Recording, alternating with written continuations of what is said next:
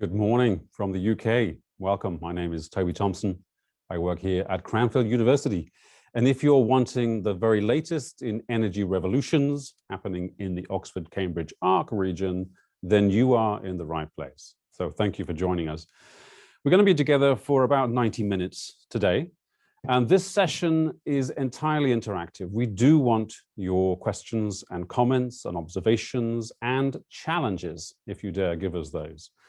So assuming that you're familiar with the Zoom chat function, which I'm sure most of us are now, please find that Zoom chat function and type your question or comment or observation or challenge into that box at any time in the next 90 minutes. We need your comments. And hopefully we'll come around to the majority of those questions in the panel that we're about to meet here. So please make yourself comfortable. We're going to find out quite what's involved in the next 90 minutes.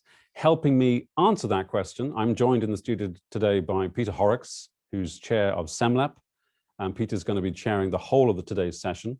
Peter has a keen interest in the whole area of energy in the SEMLEP region. We're also joined by several people on the chat. So again, your question may not be asked or answered by us here, but it may be asked and answered on the text chat. So please keep those text chat questions coming. So Peter, can I hand over to you and tell us a little bit more, please, about the event this morning? Thank you very much. Welcome everyone to Leading the Energy Revolution in the Oxford-Cambridge Arc. It's a significant day, isn't it? It's 1 year on since the lockdown, and I'm sure our thoughts are with people that we've lost. But in the decades and generations to come, I think the decisions that are taken around sustainability and about the provision of energy are going to be at least as significant for our descendants and our successors. So what we're talking about today really, really matters. I hope I can promise you something that will be both intellectually and emotionally stimulating. Intellectually, because this is one of the most exciting areas of innovation, and emotionally, because I think it's something that we all care about for our futures. My name's Peter Horrocks, and I'm the chair of SEMLEP. That's the South East Midlands Local Enterprise Partnership. We're a partnership that brings together business, local authorities, and universities and colleges. And the ARC Leadership Group, which is putting on this event, is really a larger scale public-private partnership. It brings together nearly all of the elected leaders for the whole of the Oxford-Cambridge area. That's all the way from Oxfordshire, all the way across to Cambridgeshire and Peterborough, along with business leaders and with universities as well. And they are charged with the responsibility of building the vision for this part of the country. Now, I wanted to give you a little bit of context before we get into some of the details around energy. And there have been some really important announcements in the last few weeks. A few weeks ago, the national government published the outline for a process to create the plan for the area, the so-called ARC spatial framework. And when it published that, it set a dramatic ambition for the ARC to transform it into, and I quote, one of the world's premier growth corridors and a world leader in sustainability, a world leader in sustainability. And that's a really significant ambition. It's that second half of that ambition around sustainability that we're going to focus on today for the sake of future generations, as I've said, but also because it's going to be something which will create real opportunities for green growth in this area. And then hot on the heels of the government announcement came the publication of the ARC leadership group's commitments around the environment, the so-called environmental principles for the ARC. And those principles are worth studying, and we're going to put a link to those principles in the Zoom chat function. They have been committed to by all of those elected leaders, and they'll now move to become policies for each of the local planning authorities. Those principles are worth studying. And I'm going to highlight the ones that relate most directly to energy. The principles say that the ARC partners will seek to work towards a target of net zero carbon at an ARC level by 2040, ensuring that all decisions about development and new infrastructure support that goal. So that's a real commitment that net zero is going to be a driver for everything in the ARC. They talk about improving building regulations. They talk about pursuing a major program of transformation in existing settlements and infrastructure to reduce energy intensity and carbon emissions. And they say that they will work with government to enhance building regulations. We will encourage ARC local partners to exceed the minimum standards required by building regulations and promote the switch to renewable and other sustainable energy supplies. So I think those are some really impressive commitments. I wrote a think piece about the ARC environmental principles recently, and I conjectured that this might be one of the most significant statements about sustainable placemaking anywhere in the world. I mean, if you know of anywhere else that's trying to do this, do please let us know through the chat function. But a great swathe of England is going to be developed on the basis of these sustainable principles. So what we're trying to do today is to help start to think through how the experts in energy, the businesses that focus on energy, can help to actually make those principles come to life, to share information about innovation in relation to energy in the Oxford-Cambridge area, and our guests, experts, will be doing that in a moment, to consider the business opportunities, and this is a real opportunity for people to exchange digital cards, to get to know each other, to think about how business networks across the ARC can really help to create this vision, and to consider what kinds of structures we might want to put in place. And towards the end of the conversation, we'll start to ask people's views about whether it might be useful to create an ARC energy network or a variant of that. Now, in the discussion this morning, I've asked all of our participants to focus on what I might call the place-specific aspect to energy. Now, clearly, any consideration of energy and net zero has to be thought about in an international and a national context. But there are myriad discussions that many of you will have been involved in about that kind of global and that UK context. And this is about the local aspects of energy policy and energy innovation. So if any of our participants start to stray off and say, well, the government needs to do this, the government needs to do that, or international bodies, I'm going to pull them back and say, no, what are we going to do in this part of the world to make this energy transformation real? So I hope the ground rules are clear. Do use that Zoom chat function. I see people are starting to pose things, and we'll try and answer as many questions as possible live. But if we don't get to your point, we'll try and get our participants to answer afterwards offline. Now, let's start by looking at some of the impressive developments. I'm joined now by three guests. I'll introduce them specifically in a second. We've got Phil Hart, Emma Southwell-Sander, and Dr. Andy Gilchrist, but I'm going to start with Phil Hart. He's the Director of Energy and Power here at Cranfield University. And Philip, can you give us a quick overview of some of the things that are happening in terms of energy innovation in the Oxford-Cambridge area? Yeah, sure. Thank you for that, Peter. I think one of the most important things that you've noted is that connection between energy sustainability and the whole net zero future. And it's a common problem where you try to address energy without thinking about it in its entirety, in the context that it sits within. Are you good? I'm good. Can anybody hear me? Yeah, we can hear you, Phil. Everyone can hear me. Okay, all right, carrying on. But one of the most important things about that is there's no single bullet, some golden bullet you can fire off and say, there you go, that will make energy sustainable and that will get us towards net zero. What we need to do is everything, literally all of the different things that we can do that drive us towards a zero energy or a zero carbon future. Hold on just a second. The microphone's on the floor.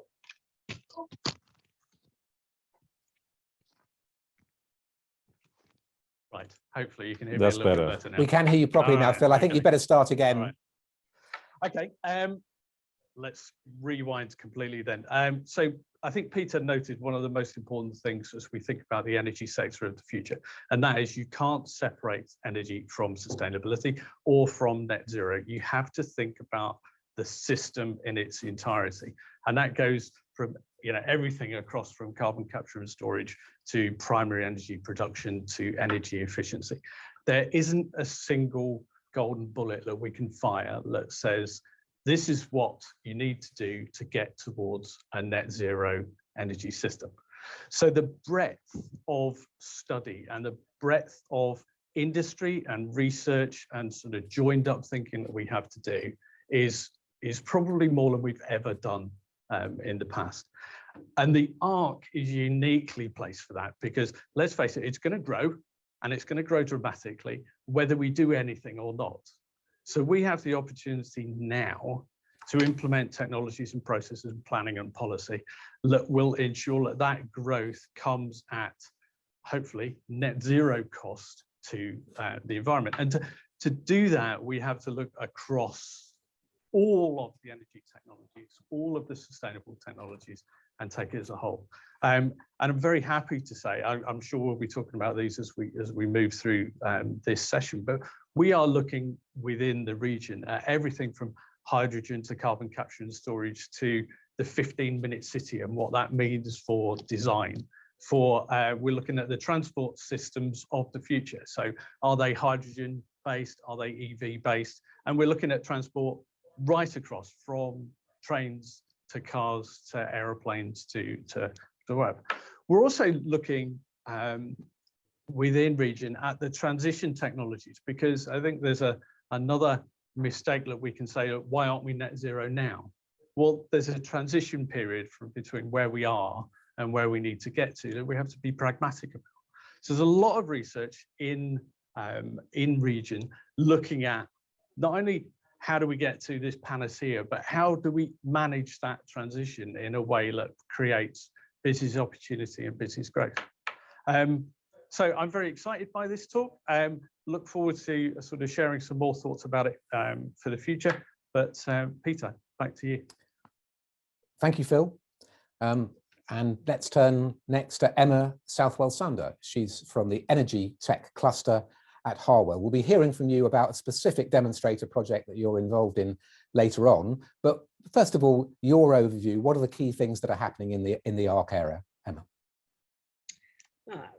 Thank you. So within the Energy Tech Cluster at Harwell, I work for the Science Technology Facilities Council.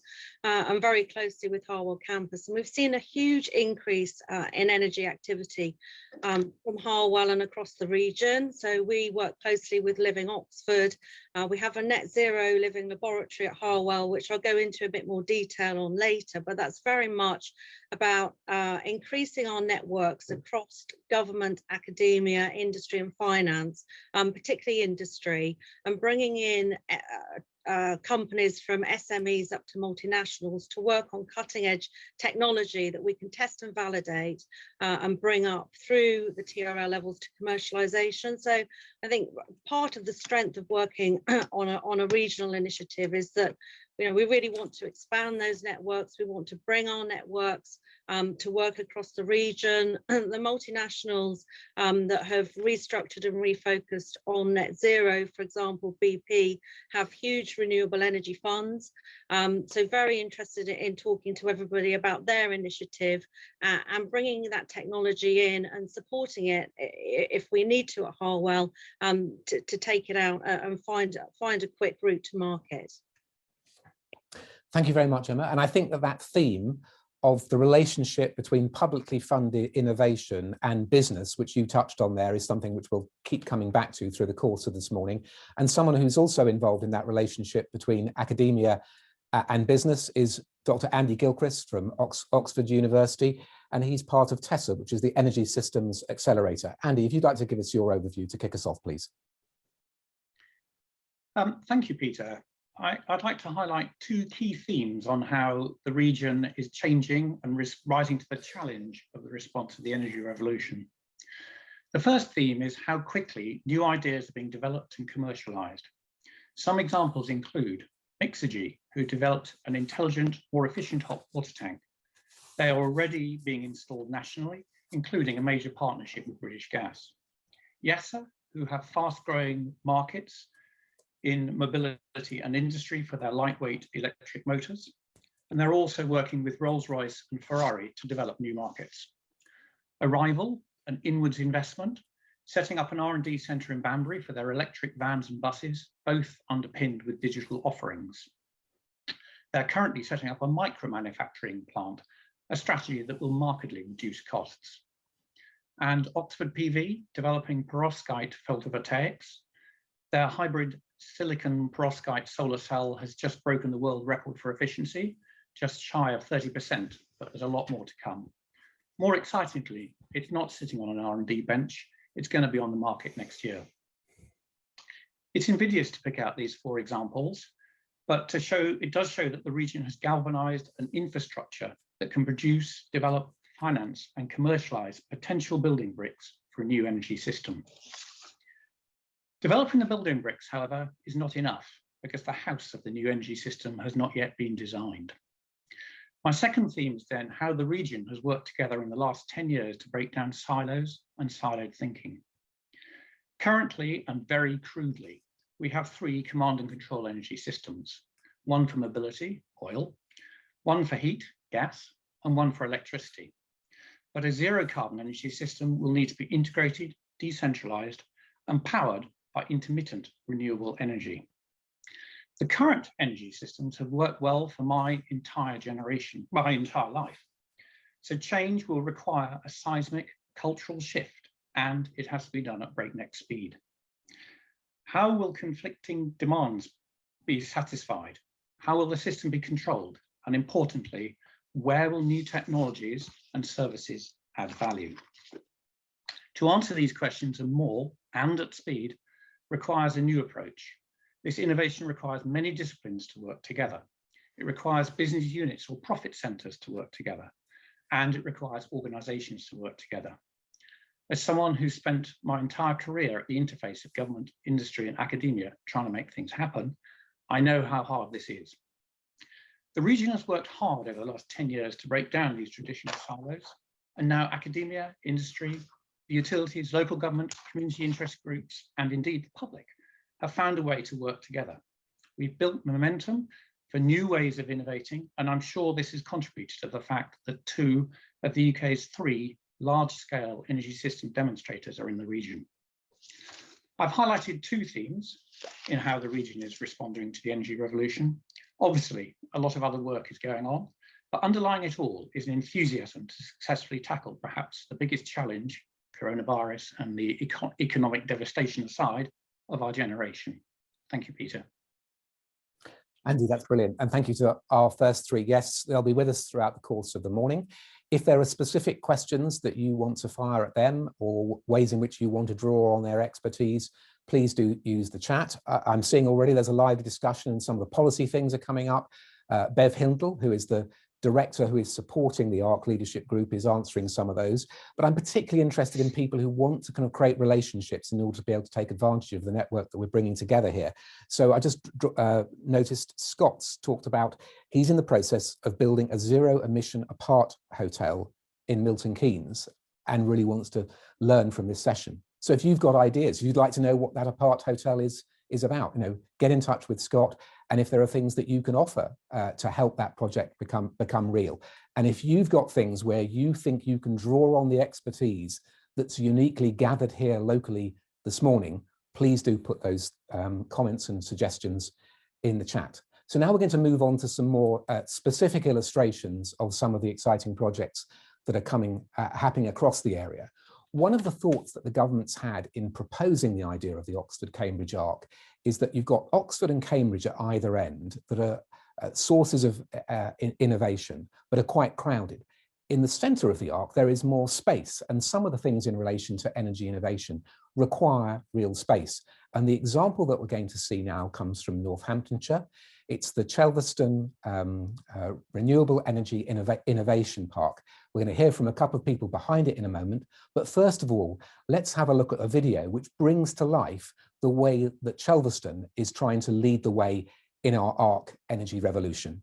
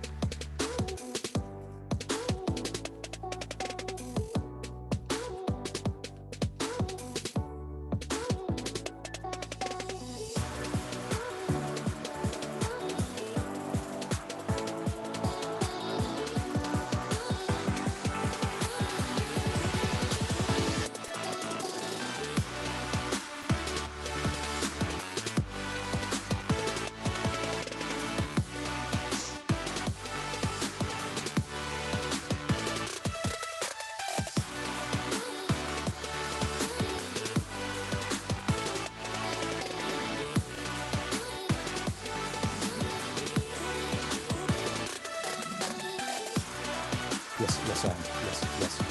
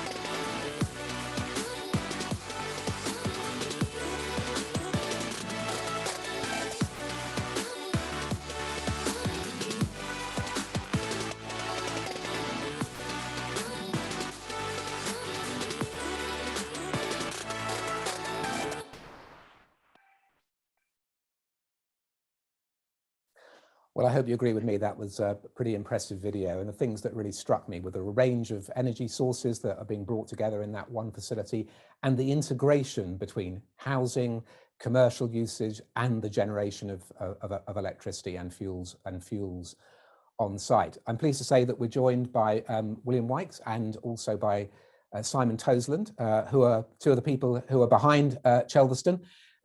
Guys, tell us, what would you say the lessons are from what you're doing so far for the rest of the ARC? How can other people learn from what you're already creating as a proof of concept there?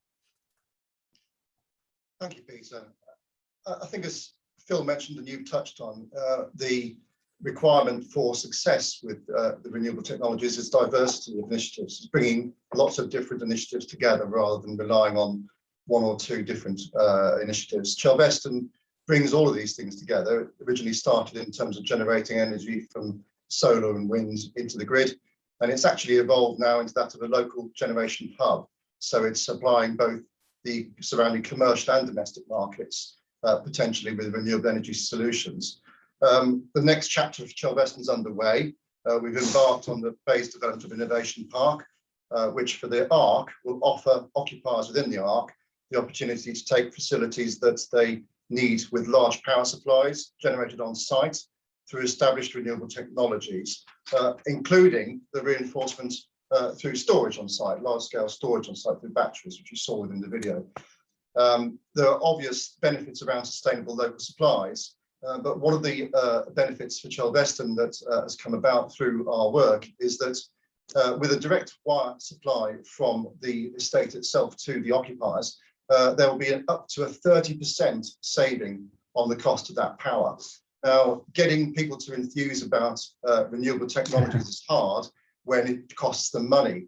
When it saves them money, it's a lot easier. So clearly, we're at a point now at Chelveston whereby we've demonstrated that we can work with these technologies and that actually they're very cost effective for the occupiers. We've also ventured into the residential market. As you know, we can supply energy to commercial occupiers quite easily and straightforward, but the residential market has to have choice. The Ofgem regulations currently insist there's choice. We have found some innovative ways to circumnavigate some of these issues and some of these challenges.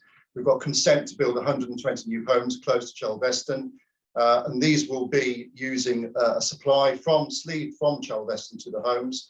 They'll also have their own solar installations on site, and they'll share a communal battery so that during the day when people are at work, and we eventually all get back to the office, and the house is generating energy, it will be stored in a communal battery, tagged with their identity. For when they come home, they can then retrieve that energy from the batteries back to their houses.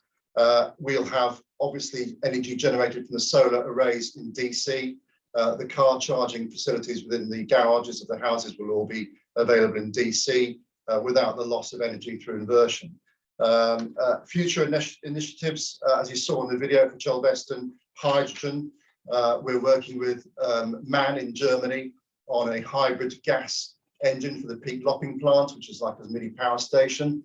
So that provides energy when the sun isn't shining and the wind isn't blowing, and also to add reinforcement to the grid if it's needed at any particular time. This innovative work with internal combustion engines has extended into a partnership with Elenco in the development of a diesel hybrid engine for HGVs. We're currently at 30%. We have an engine, a tractor unit on site, an articulated lorry on site as we speak today, running on a 30% diesel hydrogen engine. And we're working closely with our partners in increasing that to 40%, and then obviously taking it further ahead.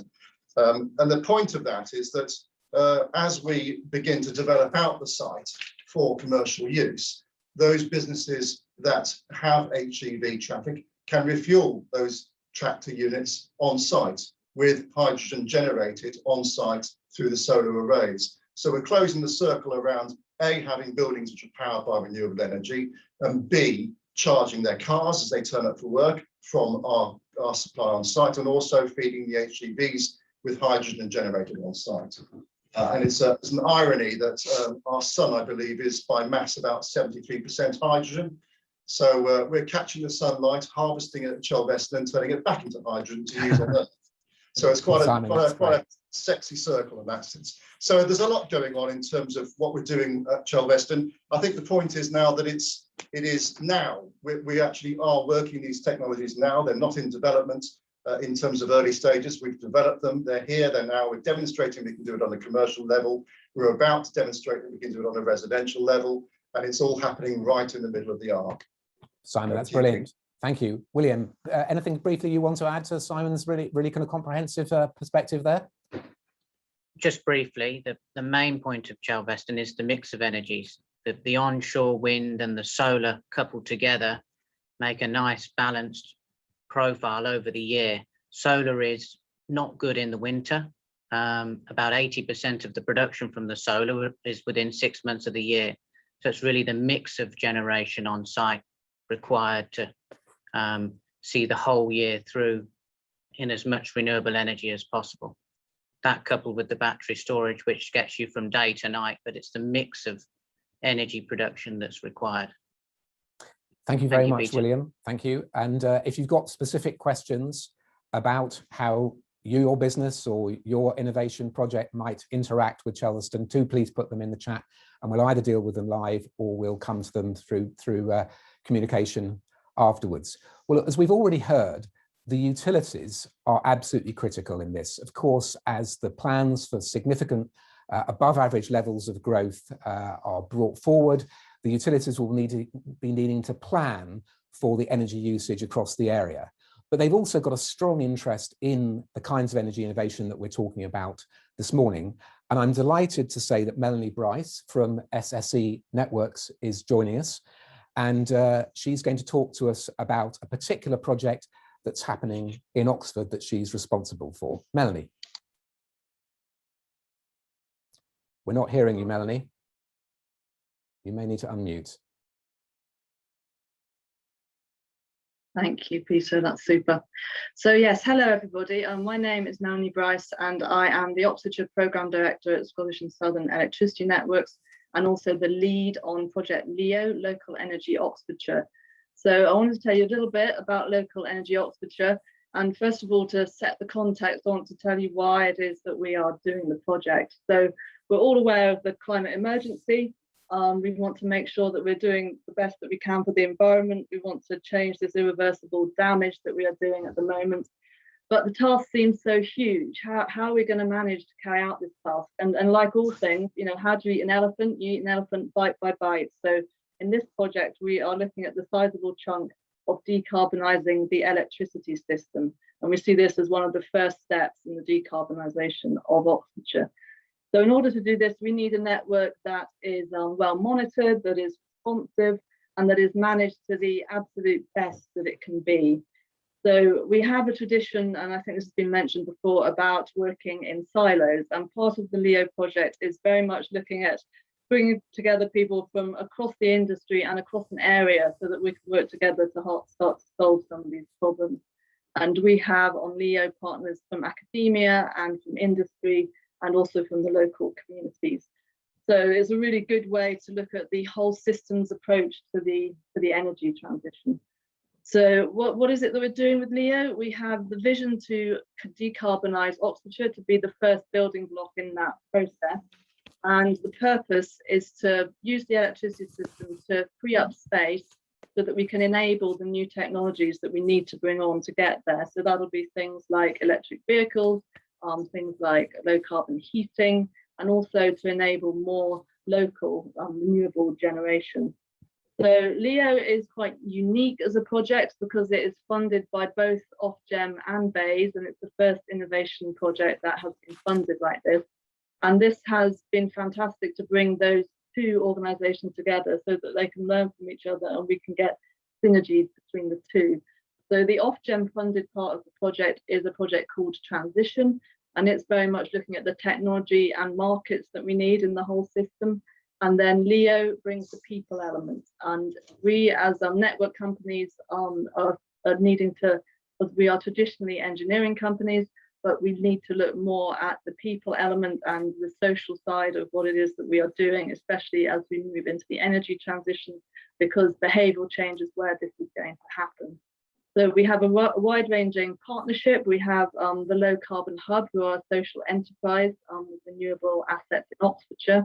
We have both the universities who are looking after the data side of things and the mapping. And then we have sort of intermediaries. So we have Piccolo, who are a new tech startup looking at flexibility markets and building platforms for that. And we also have EDF and a vehicle to grid partner called Nuvei. And alongside that, we have both of the councils. So we have a really strong foundation there of people to be looking at decarbonising Oxfordshire. So next we're going to look at how are we actually planning to do this. And because it is so complex and it is a big systems issue, we have started off with looking at the concept of minimum viable systems. And we've deployed minimum viable systems for batteries. So for the Oxford Bus Company, looking at how they can discharge energy into the grid when required. We've looked at demand side response with the Sackler library, because books hold a lot of energy, so you can change the settings on your building management system and take energy out of the library and put it back into the system. And then we also have the generation angle. So we have Sanford Hydro, which is a small hydro station on the River Thames, which we've been using in flexibility trials. So the challenge is to get enough assets that will work behind a constraint on the network. And at the moment, we are looking to get more assets into the project. We have quite a few through the partnership, but we're looking to get more in, and we're concentrating our search on 6 areas of bulk supply points. So one of the things we talk about is how do we classify local, postcodes or parish councils, but for this particular project, we're looking at the reach of the electricity system as to what defines a locality.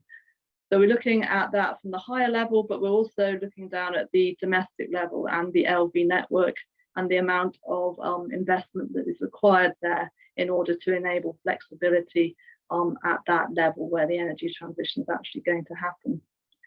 So the LEO project can be divided up into 3 key themes. We've got community, we've got technology, and we've got markets. So looking at the community angle, we need to build a community of skilled people. And I think this is one of the reasons that we chose Oxfordshire for the project, because there is already a really strong track record of innovation in Oxfordshire. I think Oxford was the first place to have a park and ride scheme way back in the last century, so really cutting edge of innovation. And it's good to know that there's already an informed community there that we can build on. So we're working very closely with communities, doing education pieces to bring them into the trials. We're also looking at developing a mapping tool that can be open to anybody in the community who's interested in energy. So that maps things like how energy efficient the housing stock is, where is suitable for solar renewable generation. It's got all the network companies on it, so it's a good place to go for information about energy. And co-creation as well. I haven't spoken very much about that, but that's a really important part of this project. And the other part that we're looking at is the technology. So we're looking at the assets that we need. We're looking at the network and the communications that are going to be in place. And in order to link it all together, we're developing two IT systems to look at the market so that we can coordinate the power system. So in order to get people interested in the markets, sometimes people will need to put in some sort of equipment so that they can communicate with us. And in order to make that happen, we're developing stimulation packages so that businesses will be able to come to us and we'll be able to help them to get the thing off the ground. And that will mean that they will be enabled to take part in some of the auctions that we'll be running for flexibility. So we've got 5 key services that we're running. We've got a peak management service where we're looking at sort of peak locking over the day. We've got other ones that are around when we have a planned outage or when we have a fault, we'll be able to use renewable generation for those. And then we have 2 more, which are peer-to-peer services. So this is where 2 assets in the same part of the network can potentially exchange their capacity or their energy between each other. And this will mean we'll be able to get more renewable energy out onto the system. So as part of the project, we're also looking at how we can interact with the ESO, so that's at national grid level, and looking to see what services they already have and how we can complement those as we move forward.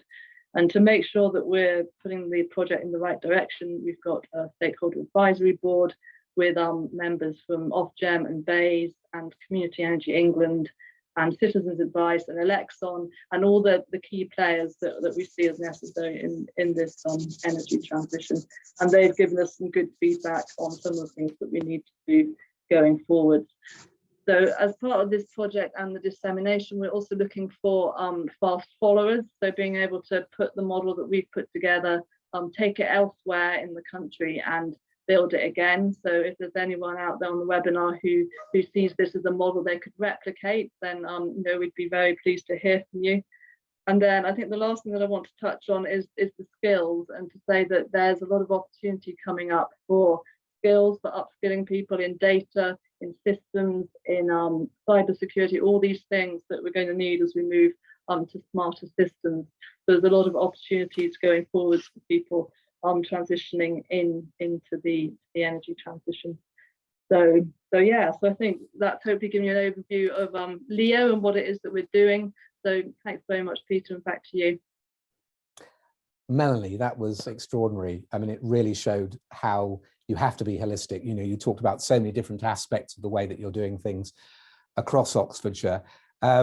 There was one little detail which struck me, which was about libraries. I mean, we think of books as a source of ideas, but the idea of books being a source of energy, I don't know, some of that kind of captured my imagination, a real kind of Oxford thing.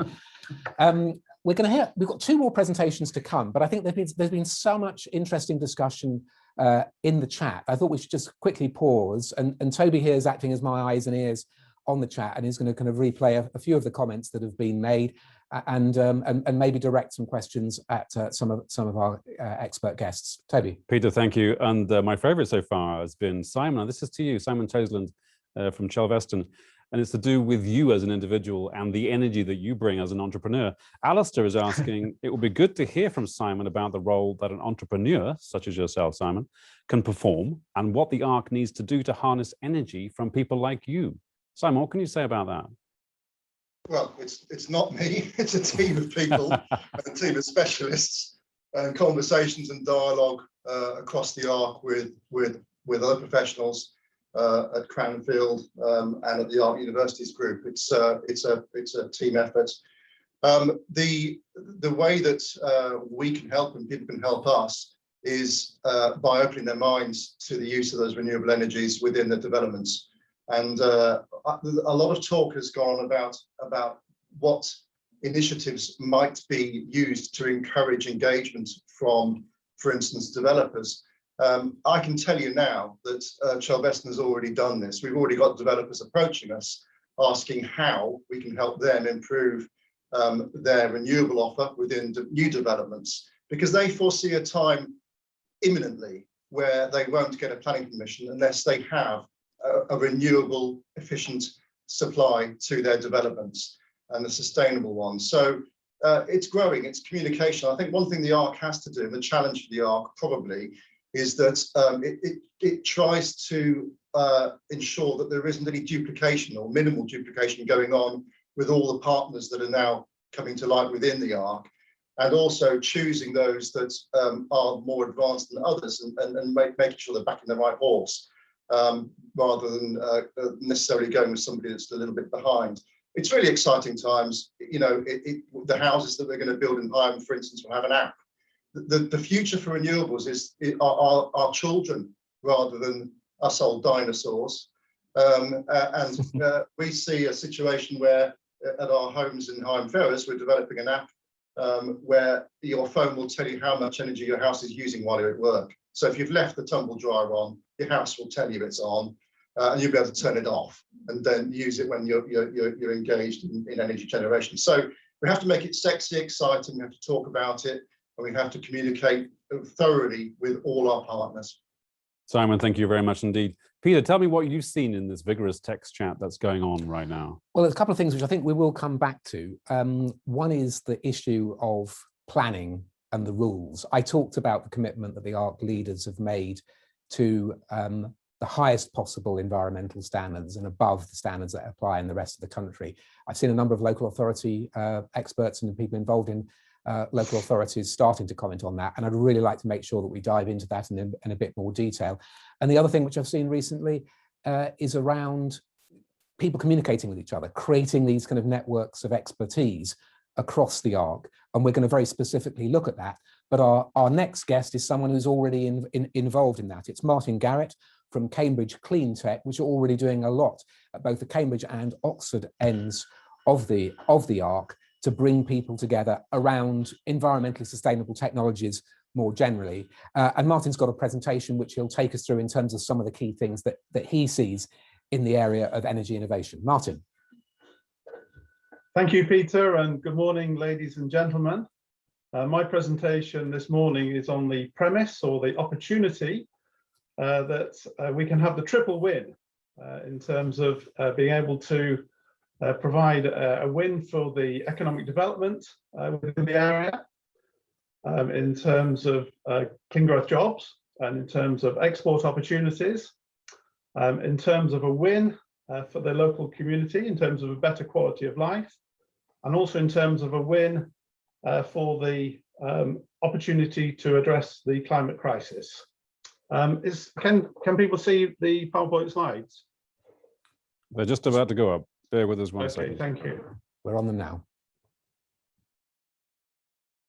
If you move to the next one, please. Okay, so those are the points I was just making about the opportunity for the triple win across those three areas. I'll just draw your attention as well to the two icons at the bottom of the slide. As Peter was mentioning, we set up Cambridge Clean Tech 10 years ago now, but more recently, along with partners, we've also helped to create, launch and now operate Oxfordshire Green Tech. So we have two networks and the two centres of excellence at either end of the corridor. But the point I would make is that many of the businesses who are our members operate right across and are located within the corridor itself. Next slide, please.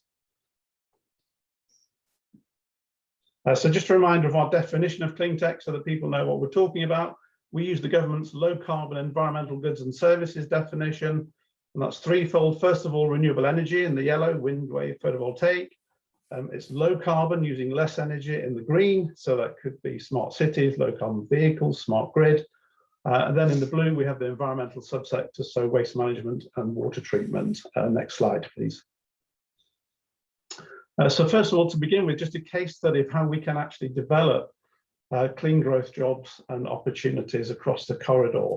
And the example is involving Cambridgeshire County Council, who put out a tender to try to really encourage responses to the requirement to create more greater degree of energy efficiency in schools and public buildings across the county, as well as putting in place some renewable energy.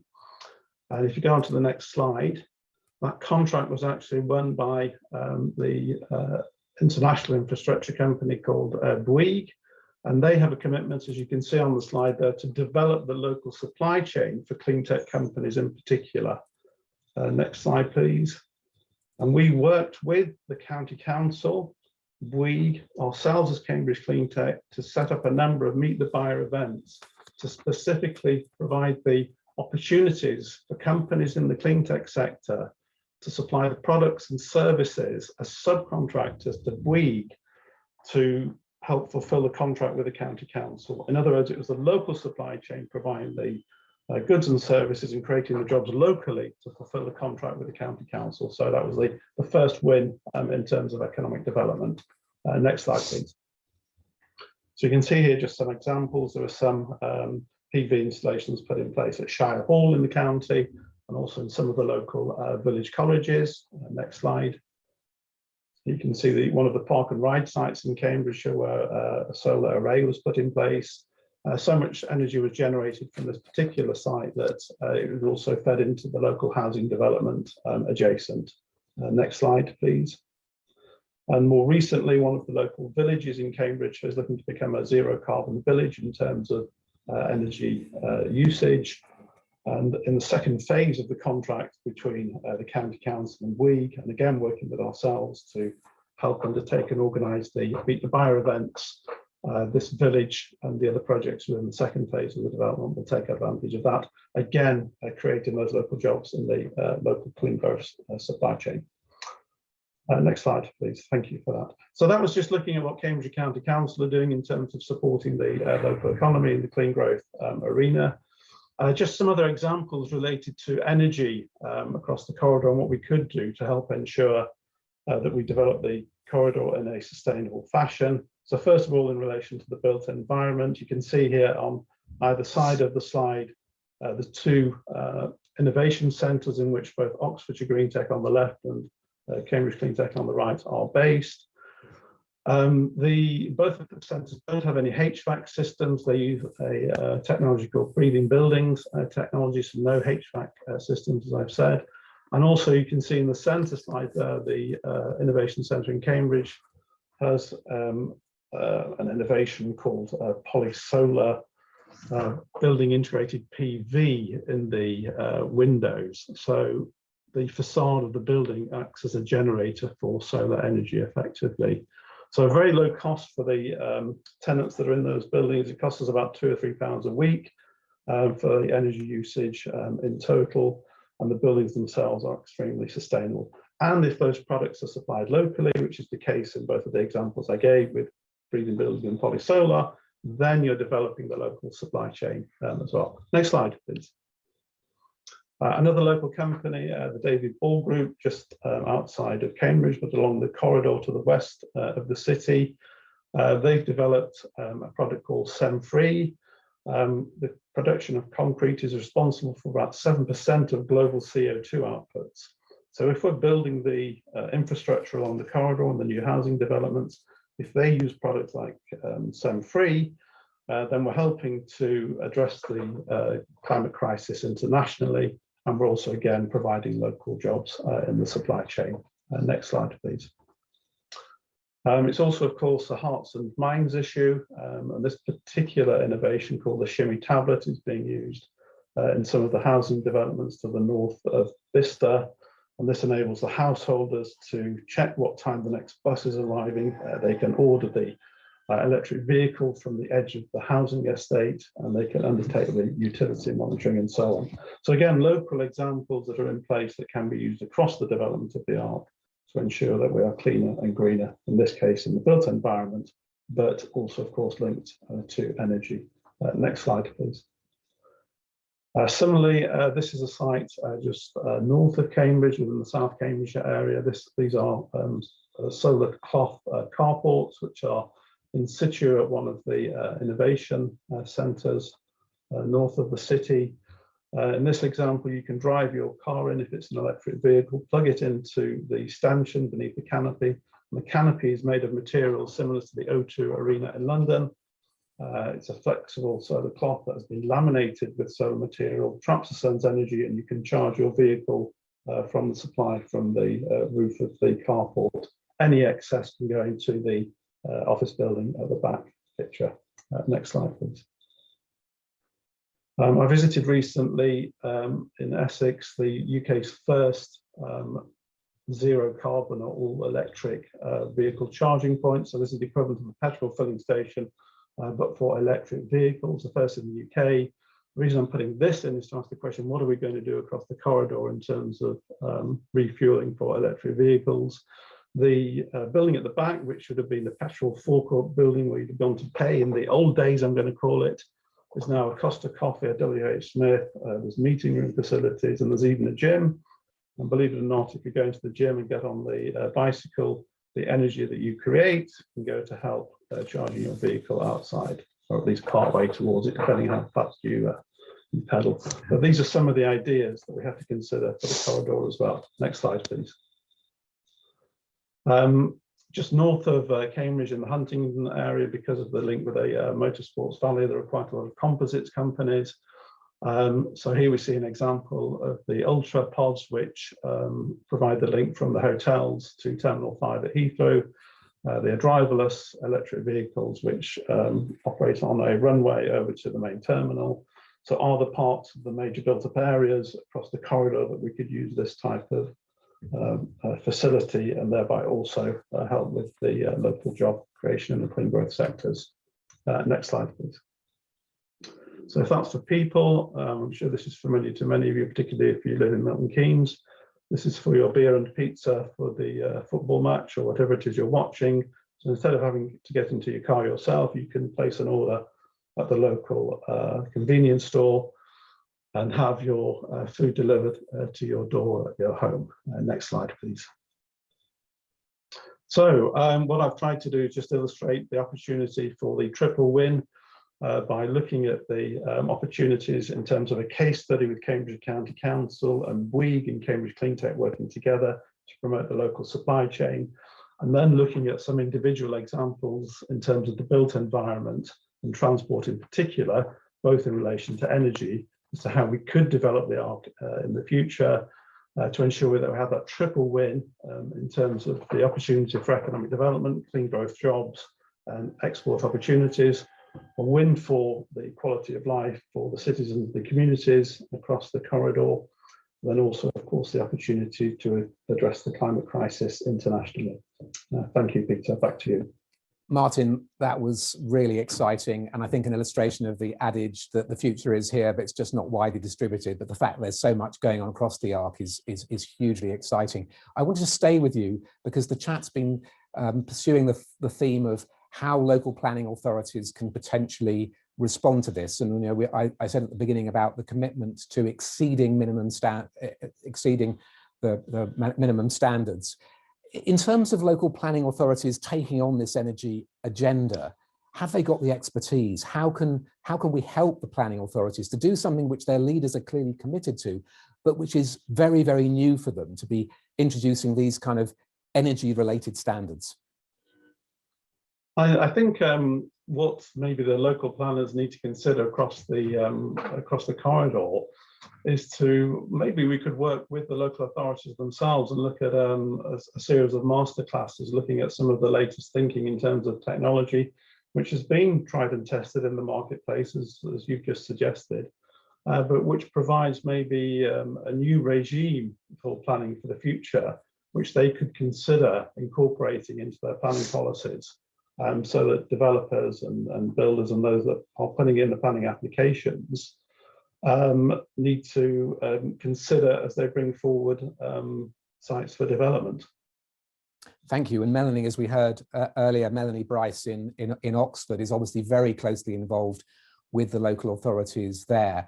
Just to ask you, what experience have you had about how to help the local planning authorities to be able to carry out this new function? What advice would you give local councils across the whole ARC area? I think that the biggest thing is the whole collaboration piece, making sure that, you know, talking to all the right people, talking to the network company, talking to those people who are interested in doing any sort of development, you know, for renewables, but also to be looking at not only the generation side, but also the, you know, it's sort of the powering up, powering down suggestion, isn't it, where you have your renewable energy, but you also have your energy efficiency and all the rest of it, and it's important not to forget about that side of it. So I think it has to be a very holistic approach from the councils, and not just focused on planning and getting that side of things going, but doing both sides of the equation. Thank you, Melanie. I'd like to come back to Simon in Chelveston, because clearly with the commercial and the residential developments that you've got alongside the energy park, really interested in what the role of the planning authorities is. Is that just something that the developers are doing voluntarily, or have you needed to engage the planning authorities to make this a requirement of the developments that are co-sited at Chelveston? Well, with Chelveston, we had a very forward-thinking local authority. They were on side from the beginning, so it was a case of a team effort with the local authority in achieving the planning that we did at Chelveston. Without them, it wouldn't have been possible, obviously.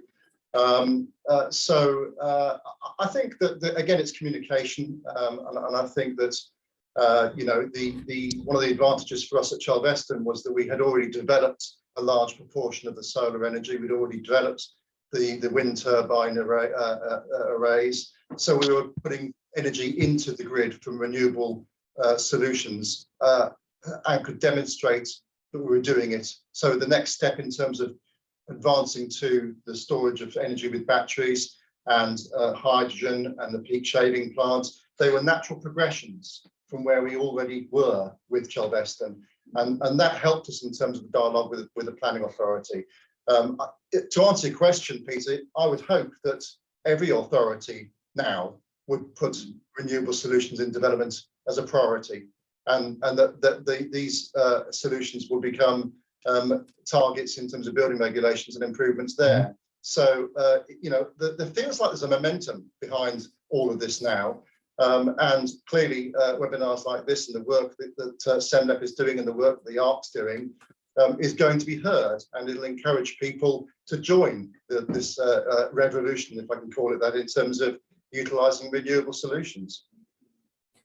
Thank you, Simon. That's a really good suggestion, and I think the idea of the masterclasses. So across areas of economic development, there are specific officers clearly around planning and building regulations and any number of other local authority functions. But we know from the South East Midlands Local Enterprise Partnership, the SEMLEP perspective, that actually there isn't that network of energy expertise within the local authorities. So it's something which needs to be developed, and the private sector and the research institutions that have got that expertise, their interactions with the local planning authorities, given that the leaders have made these commitments, there's a massive opportunity there, and I think something that we can really help to be able to develop. So just a quick kind of time check. You know, we've been going for 60 minutes. We've got 30 minutes to go. We've got one more formal presentation, which I'll lead into in a second. But then we've got an opportunity to make sure that we have a chance to address things that maybe haven't come up. So if there are topics that you think our experts you'd like them to refer to, please continue to post in the chat. And as I say, we will have a bit of a wrap up at the end about how do we take this on. And so your suggestions for what kind of energy networks, how do we bring people together across the ARC following this morning's impressive and very varied webinar, we'll come back to. So our final presentation is from Emma, who we met earlier from Harwell, but she's going to talk specifically about the Zero Carbon Living Lab. Emma, over to you. Thank you, Peter. So I really wanted to mention and highlight that at Harwell campus, we're in quite a unique position with the Science Technology Facilities Council, and UKRI, in that we have over £2 billion worth of investment to date, particularly on the facilities, so including the Diamond Light Source, ISIS, the Central Laser Facility. We have 200 organisations with over 6,000, many of which are quite highly skilled staff and scientists, usually on the campus every day, with 710 acres that are privately owned between the joint venture at Harwell. So we think that we can add significant strength to the Oxford-Cambridge Arc initiative, both with our national and international networks. So drilling down into that, I run the Energy Tech Cluster, which consists of around 57 organisations on site, over 100 across the local region, with international projects and consolidated across SMEs right through to multinationals. We've got a number of organisations at Harwell that feed into energy, and there are very strong links across the different clusters that we have, including health tech and in particular space. So there's been a recent investment into the National Satellite Test Facility.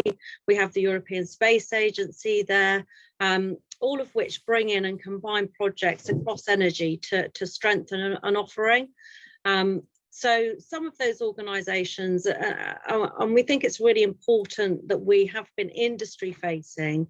So key stakeholders in this, in addition to STFC, UKRI and Harwell Campus, obviously Brookfield is a new key partner at Harwell. We work very closely with Bayes. I've mentioned the Faraday Institution. Ricardo and Siemens have a presence at Harwell, but then also our energy links to the multinationals. So BP, Shell, EDF, Engie, they all have large renewable energy funds, which we think, if we work closely with them to tap into projects across energy storage, zero carbon fuels, renewables, looking at PV, wind energy, EV, digital transformation is key, battery research. The European Space Agency have a 5G connected autonomous vehicle project on site at Harwell that we're looking at extending out to the region. So the Harwell Net Zero Living Laboratory is really an important piece of strategy to bring those networks and organisations together. So it's a user-centred open innovation ecosystem. We're looking at public-private partnerships. It's a concept that's based on user co-creation. So we work very closely with organisations like the Energy Systems Catapult, who have that community and governance piece. What we're really aiming to do is to bring cutting edge technologies across the ARC for companies that need access to the expertise, the equipment, facilities on a site that's owned by us, so that we can test and validate those technologies, build them up through the TRL levels and take them out to market much more quickly. So it's a real opportunity for a system-wide approach that brings together commercial providers with government and regulators to provide complete solutions. So an example of this is when we're looking at energy generation and storage. We're talking about demonstrators at Harwell. We have the green ammonia demonstrator, which is currently open to our academic networks.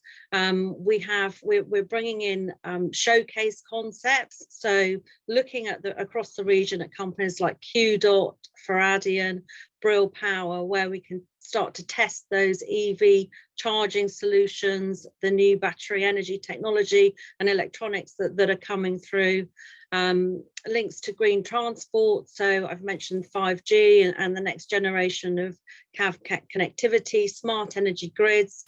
So with companies like Siemens, IEMSAT, EDF, Engie. So all moving together to be part of the government's green industrial revolution. We've seen a huge uptake in activity and addressing the government's 10-point plan. We have funds that we link into through our financial network. So we've got private equity funding in addition to the industry funding.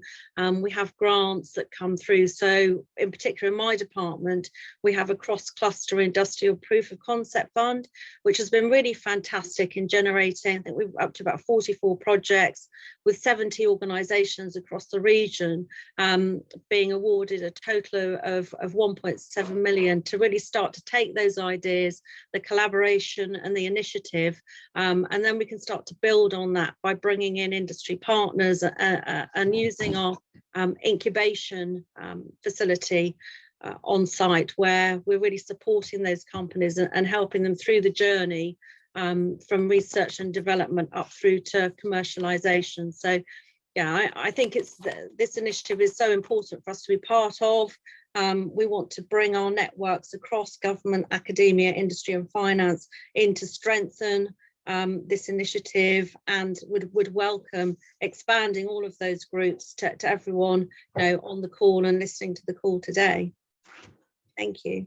Emma, thank you for that. I mean, you've talked a lot about the kind of commercial interest here. Sorry. Emma, you've talked a lot about the commercial interest here. To what extent is this energy innovation now self-sustaining in terms of being economically efficient, or does it still need quite a significant element of public intervention and public funding to pump prime it? I think what we're finding is that particularly when we're going from an idea to a new collaboration or a new technology, that Innovate or UKRI, BAYS, the government funding is really important to kickstart the projects. But as they start to gain momentum, linking them into larger organisations and the multinationals and getting private industry funding is also becoming much more available. I know that a number of the multinationals now have programs with 100 SMEs where they're focusing on technologies that are coming through. So for us, it's been important to partner all types of organisations from different sizes so that we can develop that, start to develop those funding pots. And we're also finding that the multinationals are much less competitive now. The market for net zero carbon fuel or energy storage is so enormous that the larger companies that would have traditionally been competitors are starting to work together, much more closely together, and look at these new technologies coming through, which we really need them to do and support. Fascinating, thank you. And Andy Gilchrist at Oxford's TESA, the Energy Systems Accelerator. I know that you've been involved in some demonstrator projects. Is there anything beyond what Emma said that you'd like to add in terms of, this is for Andy Gilchrist in Oxford, we're going to next? I'm sorry, if I, no, it was Andy Gilchrist, is not Martin Garrett, Andy Gilchrist. There is Andy, yeah. Hi there. Yeah, there's a lot of things. I think there was a point earlier on about is there space for entrepreneurs? Absolutely, we need as many as we can because there are ideas that are coming out. The business cases are good. We need entrepreneurs, so get in contact with any of us because we need you. The second thing was that Melanie mentioned ESO, and that's the second large-scale demonstrator going across in Oxford. That's the Energy Super Hub Oxford, if anyone wants to Google that. But that is a lithium-ion vanadium flow batteries, providing services to the high-voltage grid, national grid, supplying heat pumps, including for social housing, and also a large EV network. The core to the project is a trading and control system, and how you optimize it all, including for battery life. Interestingly enough, the BBC came to visit that recently, and it wasn't the technology correspondent, it wasn't the environment correspondent, very good, it was the business correspondent, Simon Jack. So it shows that the energy revolution is sort of moving to a business, it is a real business opportunity, and that's the way we need to approach it. So just building on what Emma said, what we're doing, we spent a lot of time in the last 10 years getting organizations and disciplines to work together. We're trying to work out how to make it even better and more efficient and quicker. And so we're now setting up the Energy Systems Accelerator, which a pilot version will be open this autumn of 100 people. And this will be a building where we have different organizations, different disciplines in one building to co-create solutions to the future energy system. And so this is almost another ramp up from how these large scale demonstrators are innovating. And the idea is over the next 3 or 4 years is to scale that up to a new center of maybe 800 people. So we're looking at scale. And I think this co-creation, serendipitous innovation, talking together between the different organizations is absolutely key to evolving a future energy system. Thank you. Thank you, Andy. Toby, you've been keeping an eye on what's on the chat. Any themes that strike you? There's some tremendous conversations going on chat, so thank you for your partaking, and please, it's not too late to add some more. Phil Hart, I've got a question for you, and it kind of is a synthesis of some of the things that have been said, but it's around regulation, and it's around transition to net zero, and principally about hydrogen. Phil Hart, is there anything that you can say about your research and your interest in hydrogen? I hear you laughing there. Right. Well, I could carry on and use up the whole 20 minutes we've got left there. But there you go. Let's take the regulation part first. I think I go back to one of the questions Peter was asking, and then I'll come back to hydrogen if that's okay. But there's a really interesting concept called the 15-minute city. And what it tries to do is say, look, what we should do is urban development where everything that you need, from work to social to health to whatever, is within a certain radius. And they've picked this 15 minutes as walking distance or cycling distance or whatever.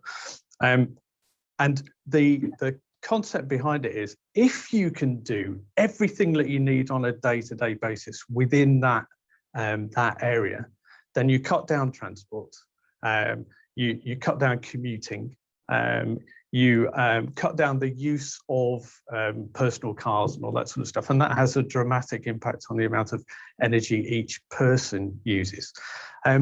It strikes me that Chelveston is sort of doing that almost by default, because you're starting to get energy production very local, and then you're getting housing local, you're getting industry local. So you're building a sort of nucleus of everything you need within one zone.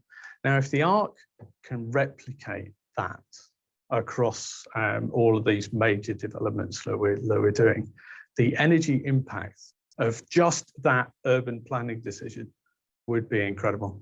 And it's something that I think when the question was, do we have the technology to do this? Well, I think Chelveston's demonstrated we've got that. Is there more work to do to make them more efficient, to make them go faster, to make them cheaper and all that sort of stuff? Absolutely.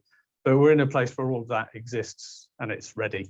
So there's no reason not, or no reason for urban planners and people in the local governments not to make that type of decision as a sort of overarching principle for the ARC, which would be really exciting.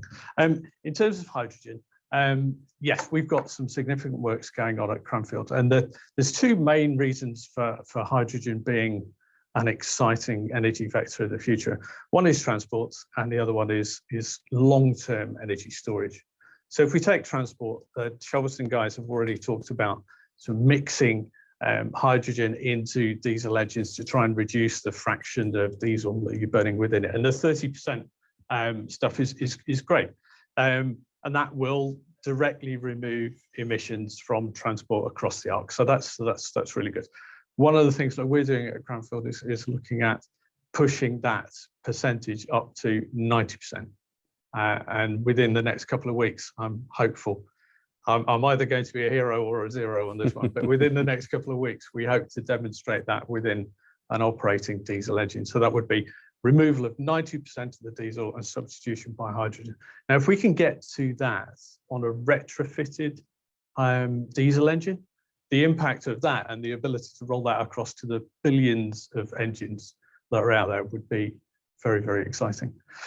We're also looking at hydrogen production technologies. So there's two main ways of doing that. You can either do it through electrolysis, or you can do it through steam methane reforming, or a variant of. The electrolysis, that's the green hydrogen side of stuff.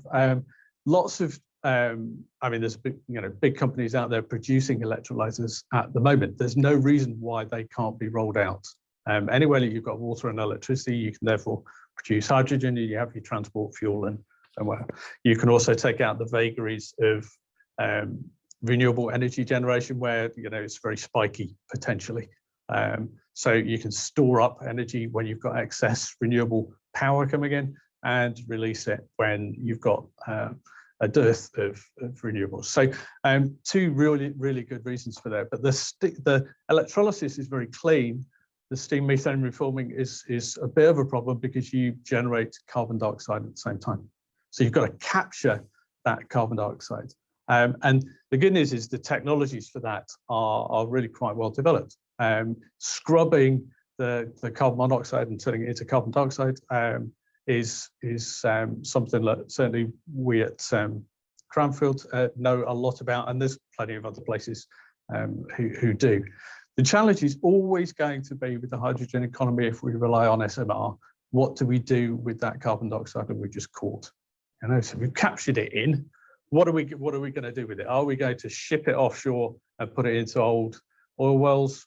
If we do that, what is the energy overhead of doing that? Can we do something useful with the carbon dioxide? Is something that I think is really interesting, and that's a core development. I don't think anyone's really wrapped their hands around completely yet, not in a way that makes it an attractive product.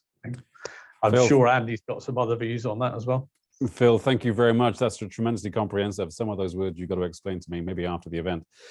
Peter, there's a tremendous amount taking place in the tech chat. What are you picking out from that?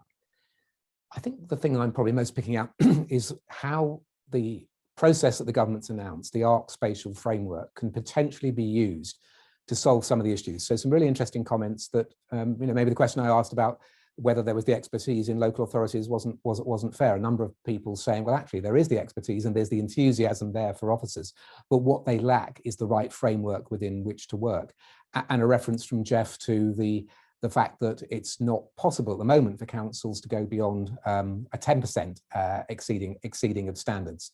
But the ARC spatial framework is an absolute opportunity to be able to state the policy requirements, some of which might require support from central government, but others of which might be able to be done within the planning system. So really, to come back to my question, which I really want all of our guests to address in our last 10 minutes or so, which is, what's the role of the people who've come together today and others who weren't able to join us in being able to shape these policies to feed into the spatial framework?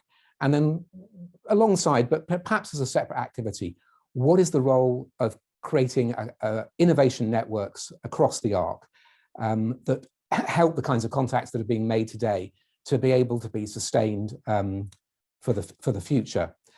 So my suggestion for our last 10 minutes or so is that we go around each of our guests, ask them to address that question of next steps from what they've picked up today. And let's go to Melanie from SSEN in Oxfordshire first. How do we take on the policy discussion? How do we take on linking the interested energy parties that we've heard from today? Melanie. Yeah, well, first of all, it's been amazing to hear of everything that's going on across the region. Really, really exciting that there's so many people who really care and really want to bring this together and make it work. So in terms of next steps, with Leo, we're obviously building the framework of how potentially all of these different interactions can work together for delivering the energy transition for networks and making sure there's enough space on the electricity system.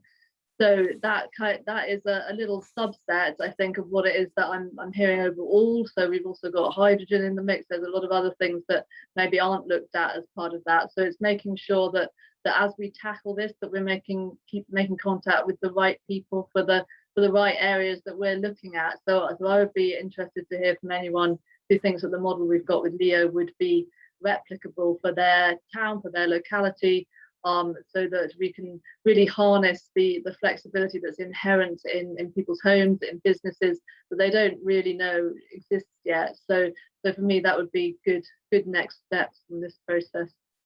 Thank you very much. Let's go next to Simon Tosland to Chelveston. And Simon, your recommendations for how we take this on in relation to policy and in relation to innovation networks? I think it's already happening to a degree, and I think we need to, promotion is good. This webinar is good news. We need to demonstrate to government, central government, that, as Phil said, these technologies are here now. They need to be scaled up and driven across the arc. But the tools to do that are here. We have them, and working closely with Phil and his team in terms of hydrogen and with the ARC Universities group, as I said before, in spreading the knowledge and sharing the knowledge. And when we come to challenges asking for help, that's the organic way that it will grow. And I think that we're already engaged in that process. It can only just get bigger from now on, one would have thought. Thank you, Simon. Martin, you've got experience of building innovation networks. Obviously, what you do goes beyond energy, but what do you think should be done as a result of the kinds of discussion that we've had today? How do we take this agenda on, in particular, feeding into that policy process that government has announced? I think, as Melanie was saying earlier, a lot of this is about collaboration. We do a lot of coordinating, organising and brokering. And just thinking about your earlier question, we actually undertook or organised an event 12 months ago looking at smart northeast Cambridge, which is a major urban extension to the northeast of the city of Cambridge. And we brought in the Chief Planning Officer as the keynote speaker from Cambridge City and South Cambridgeshire District. But alongside him, we had half a dozen specialist speakers covering smart cities, the latest thinking in transport, what about energy, and all of those came together, and all of that mix actually went into the future policy considerations in terms of the policy framework for that northeast Cambridge area. So I think our job is very much one of bringing the various parties together, collaborating, bringing in the latest thinking and putting that into policy for those new developments and to take them forward. Thank you. And I'm going to hear from the first three guests we heard from. I'm going to hear from Andy, then Phil, then I'm going to end with Emma. Andy, your reflections on this morning, any things that you think are kind of key actions, and how do we take this agenda forwards? No, it's been a very interesting discussion, and I think it's a no-brainer that the activities across the ARC should not only join up but learn from each other. And so the learnings from Leo and ESO should be incorporated into all the other projects, and vice versa. So I think there's no that's obvious. I think one of the things is the ARC. There's obviously a lot of powerful things going on here, and this is an opportunity for the UK to be a global leader. And by global leader, I mean we're taking on places like Silicon Valley and other hubs like that. And you cannot do that by being the world's best in your own backyard or developing stuff in your own locality. We need scale. And so I think one of the things that could be done is to bring the ARC together to act as a portal, not just for the ARC, but also for the rest of the UK, as a portal to show that the UK is a genuine global leader in the move towards low carbon energy systems or no carbon energy systems. And the other area that hasn't been talked about, but I think is important, I mentioned right at the start that there's going to have to be an immense cultural shift as this new energy system evolves. And so education is a really important area that hasn't really been met. And we need to train the next generation of energy system leaders in a holistic energy system thinking. And I think that's another key area where the ARC can contribute. So thank you. Thank you, Andy. And for those of you who are still with us, if you'd like to tell us through the chat how you would like this incipient ARC energy network to be taken on, what would you like to get out of it, please do put your comments here, and we'll hear from our last two speakers. Phil Hart next. That's okay. I think one of the things that I've missed during COVID is that discussions that you have in the corridors that lead to things happening that you wouldn't necessarily have either thought of or wouldn't have thought possible, or didn't know who you could talk to make that thing happen. I think anything that we can do to get researchers and business people together and policymakers together, where we discuss what the art of the possible is, discuss the sort of nirvana position and how close we could get to it with technology or systems that exist now or could be invented in the future and make a real difference.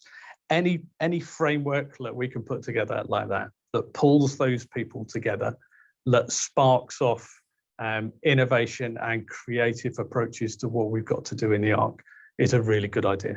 Energy is a dominant contributor to whether or not we can develop the ARC in a net zero fashion, in a sustainable fashion. So I think policymakers, business people, researchers, all together in a reasonably often sort of timescale, I think would be incredibly valuable. Thank you, Phil. And lastly, from Emma, you're already doing quite a lot to bring people together. How should we take this on, and what do you think are your key reflections from this morning? It's been fantastic to hear about all of the different initiatives today, and I think one mainstream that's been coming through is a global systems approach, and that's really important that we're looking across our region, but looking out to our national and international links. There's no reason why this region couldn't be on a similar level to somewhere like Silicon Valley.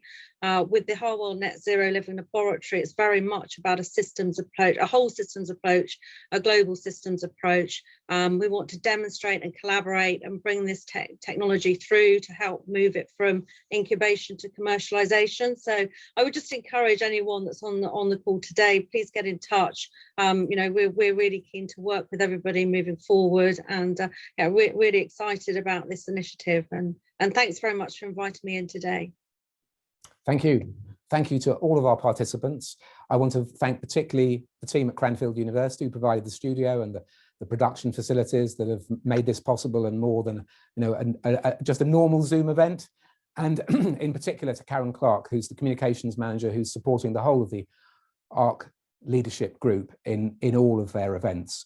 We'll make sure that everyone who's signed up and been part of this event is kept in touch with whatever steps are taken to ensure that those who care about the future of energy in the ARC are connected with each other in the future. We've got 2 minutes, giving people 2 minutes back of their life. I think we're happy to do that. Do that, Toby. Peter, thank you for your support this morning as well. Peter, thank you very much indeed. It's been fantastic. Just to let me say that the studio production today was by Chris Ripley and David Metcalf. My name is Toby Thompson. Thank you very much indeed for watching.